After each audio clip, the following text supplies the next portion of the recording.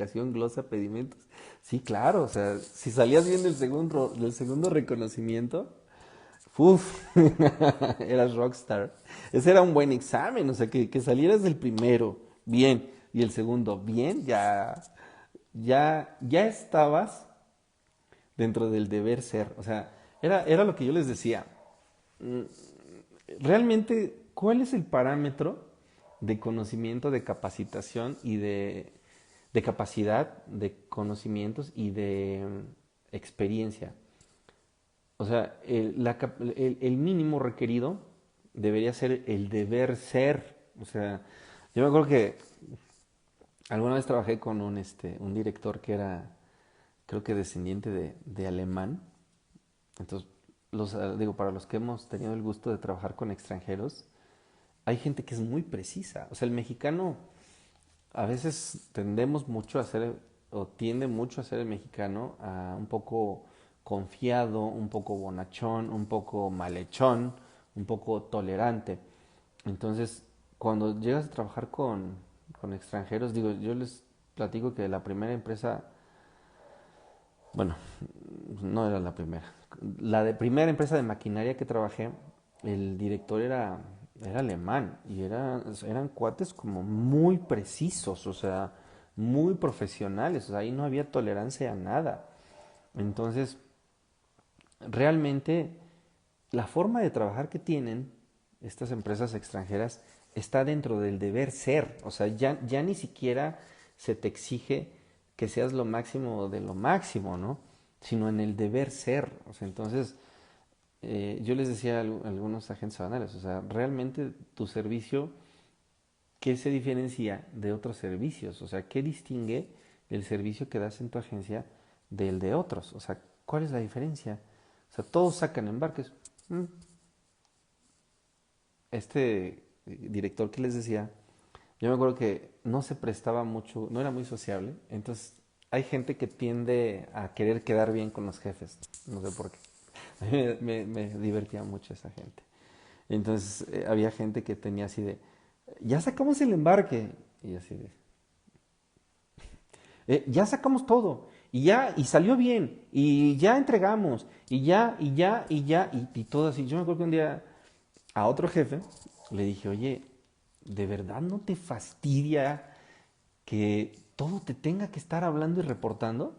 Pues para eso está el reporte de seguimiento, para eso está el sistema, para que, oye, salió o no salió, a ver, entro al reporte y ya, o sea, no me tienes que estar hablando y ya hice, ya hice, ya hice, o sea, como si quisieran anotarse estrellitas de ya hice, cuando pues a lo mejor lo hacía alguien más, ¿no? Entonces yo me acuerdo que este director, hijo de alemán, este, cuando alguien actuaba así, de esa manera de ya sacamos y ya hicimos, ya terminamos todo.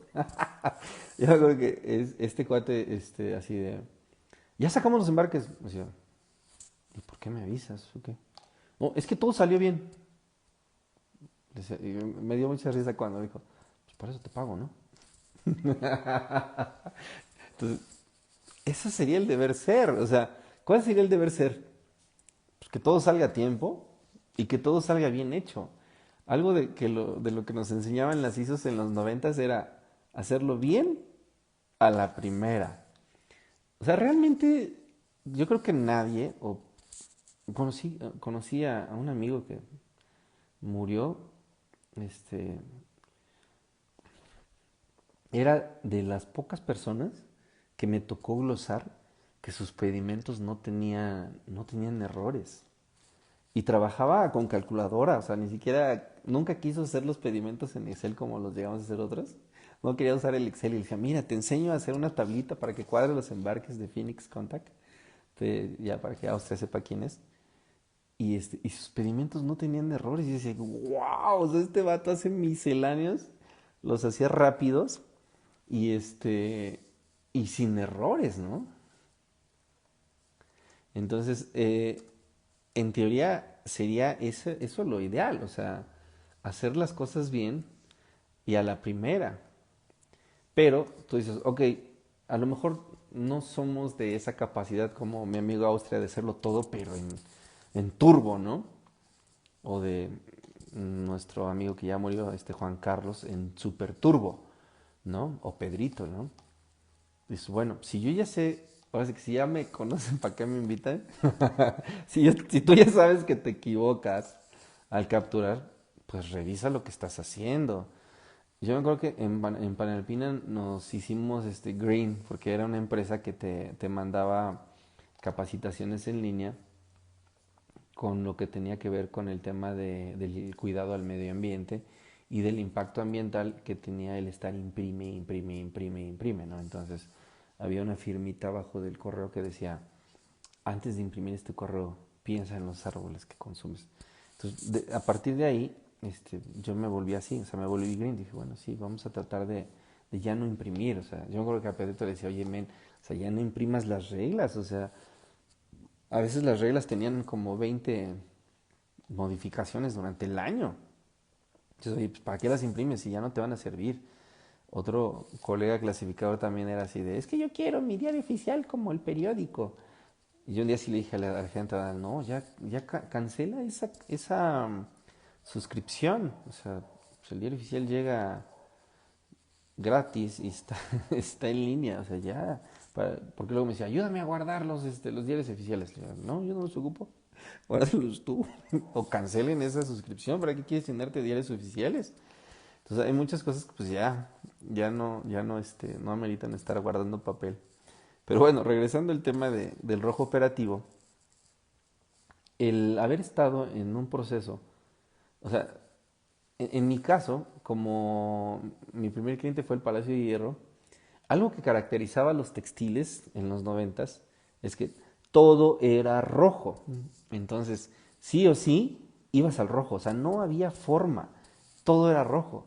Entonces, de cierta manera, aprendes a trabajar pensando en hacer las cosas bien. O sea, ya no es en... digo, hay gente que persinaba a ver si le tocaba el verde. Había gente cazaverdes, no sé si te acuerdas, Austria. Había gente que, que los ponían ahí en el módulo en aquel entonces. Y así de, a ver, vamos a esperar, vamos a esperar. Ya cayó un rojo, córrele, córrele, módulo atrás del que cayó rojo. Porque en aquel entonces tenías la posibilidad de que si pasaba uno rojo, el siguiente era verde, cuando era aleatorio. El sistema ya no es aleatorio, por si no lo sabían. El sistema ya está más basado en lo que le llaman la gestión del riesgo. O sea, quién es, qué importador es, de dónde viene, de qué país viene. Por ejemplo, mucho de lo que viene de Colombia a veces se va a rojo. Pero era lo que yo le decía a mucha gente. O sea, qué bueno que no les tocó trabajar en patente en operativo o mercancía que todo era rojo o estar en el segundo reconocimiento, porque realmente trabajar bajo esa mentalidad de que te va a revisar alguien que sí sabe, porque todavía en los 90 había vistas que sí sabían. Sí, te esperabas a que pasaban el químico, el textil para ver si lograbas salir verde.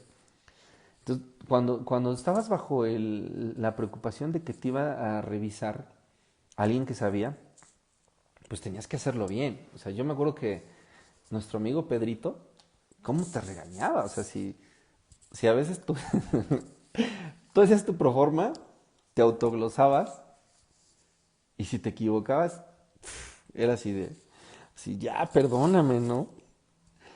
Yo me acuerdo que un compañero se equivocaba en todas sus proformas. Entonces le tocó un clasificador glosador todavía ya se jubiló, pero ya tenía 45 años en la aduana, imagínense. Entonces le ponía unas regañadas. Entonces yo nada más le decía a este señor, le digo, oiga, pues háblele más bonito. O sea, sí regáñelo, pero mire, trate de omitir las groserías, trate de ser un poquito más amable. Y yo también le decía a mi amigo, oye, o sea, tú solito te pones, o sea, da gracias a que él está detectando tus errores, porque si los detectaran en el rojo, si los detectaran en una auditoría, pues te andas metiendo en un broncón. Pero obviamente sí te desquicia a alguien que todo el tiempo está haciendo los pedimentos mal. Alguna vez a alguien le dije, Me dice, es que a ti te pagan por revisar los pedimentos, por encontrar los errores. Yo le decía, ¿de quién hablo? Pues del Pedrito, que cuando te equivocabas en los pedimentos te regañaba. Ah, ¿quién hablo? Que le decía de cosas al chavito que hacía malos pedimentos. De nuestro amigo, el señor Báez. Le decía unas muy buenas palabras. Le salía ahí el barrio de Tepito y le decía sus cosas a mi amigo que hacía malos pedimentos, ¿no? Entonces yo me acuerdo que una vez alguien me dijo, es que a ti te pagan por revisarme los pedimentos y encontrarme los errores. Yo me acuerdo que a esa persona le dije, a ti no te pagan por hacer los pedimentos mal. O sea, ¿a quién le pagan por hacer una carta mal? ¿A quién le pagan por hacer un previo mal? ¿A quién le pagan por hacer una clasificación mal? Pues yo creo que a nadie.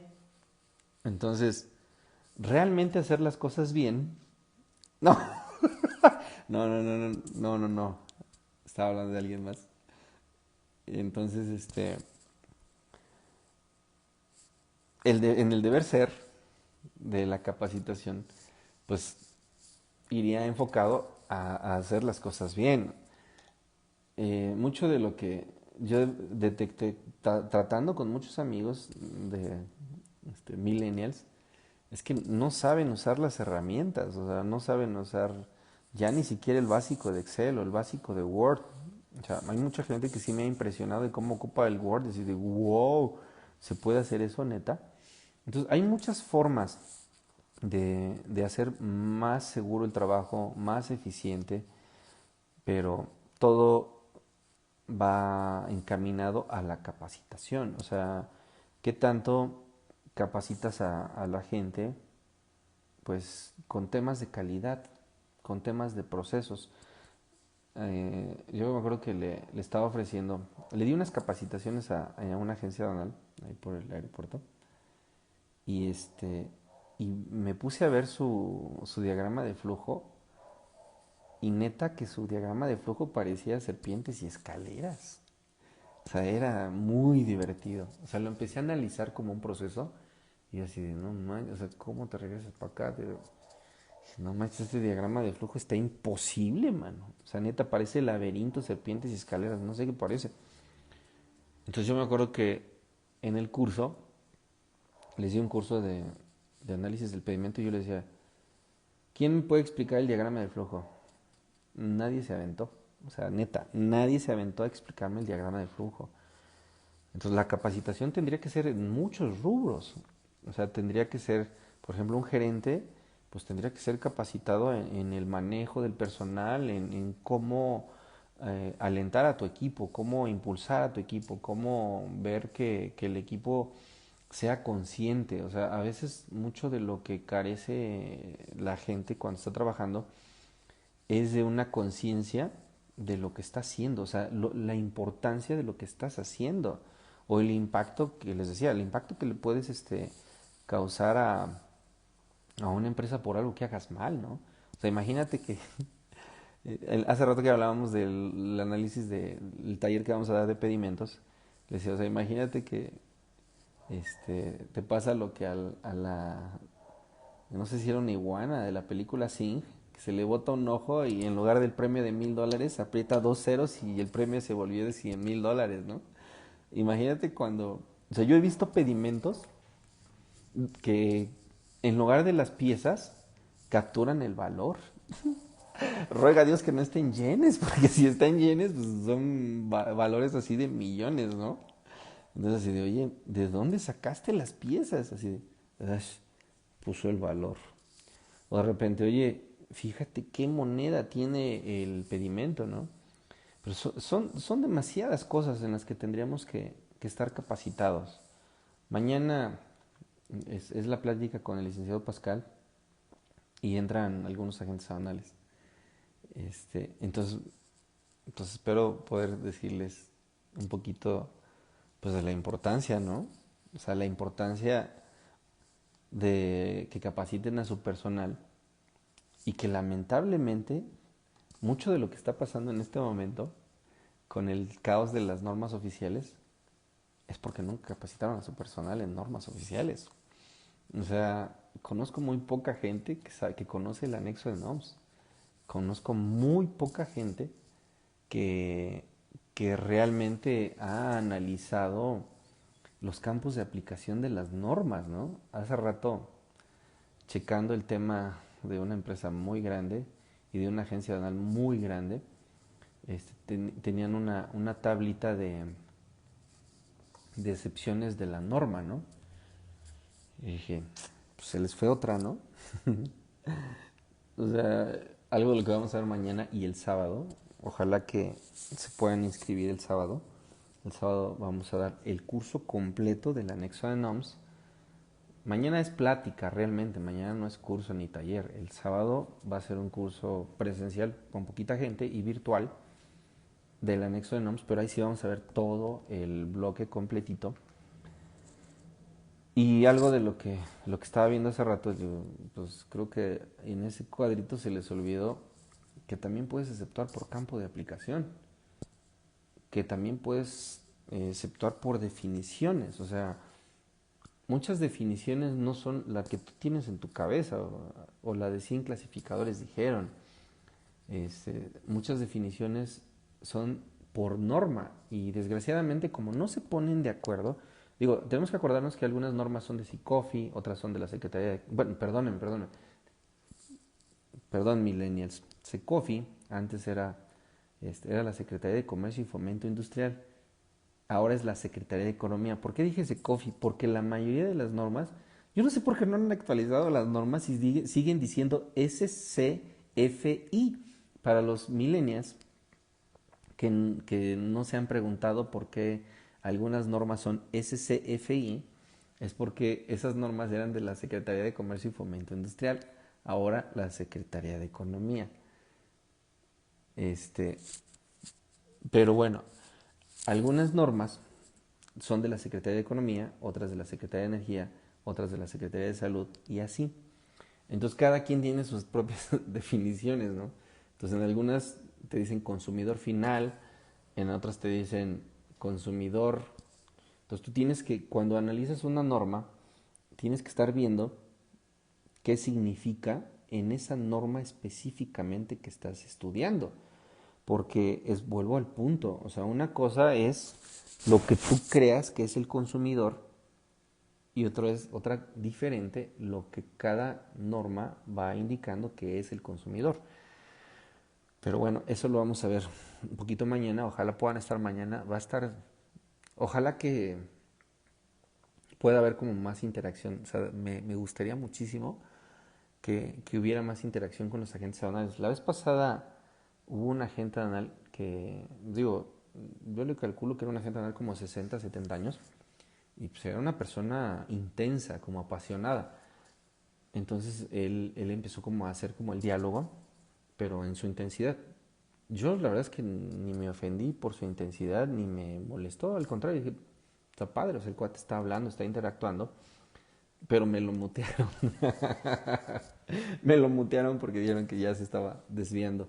Pero realmente a mí me gustó lo que estaba diciendo porque yo aproveché para revertir su comentario, ¿no? De lo que les decía hace rato. O sea, él se quejaba de los verificadores. Y yo, pues es que el problema no es el verificador, el problema es que no capacitas a tu gente. O sea, si tu gente supiera más que el verificador, créeme que de lo que menos te preocupas es de los verificadores.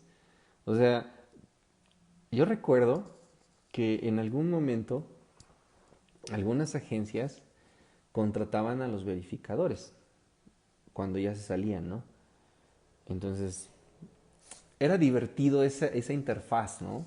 Porque cuando tú conocías a los verificadores en el plan de yo soy la ley, así como Sylvester Stallone, pues obviamente era una actitud distinta, ¿no? O sea, los verificadores cuando están en el SAT, pues sienten que son los que tienen el sartén por el mango y lo que tienen el poder. O sea, lo que a veces los verificadores no son conscientes es que no van a estar toda la vida de verificadores. Y muchos van a caer a trabajar en las agencias aduanales o en las empresas importadoras, ¿no? Entonces a mí me tocó ver el switch de varios verificadores, como pues, estando en el reconocimiento, pues son alfa, Y pues ya cuando llegan a las agencias pues se vuelven alfalfa, ¿no? Porque pues, no es lo mismo que revises a que hagas. O sea, de hecho, era lo que yo le decía a Pedrito, o sea, está bien, o sea, tú estás glosando, eso está bien y lo haces perfecto, pero ahora te toca a ti clasificar y ahora te toca a ti hacer los pedimentos para que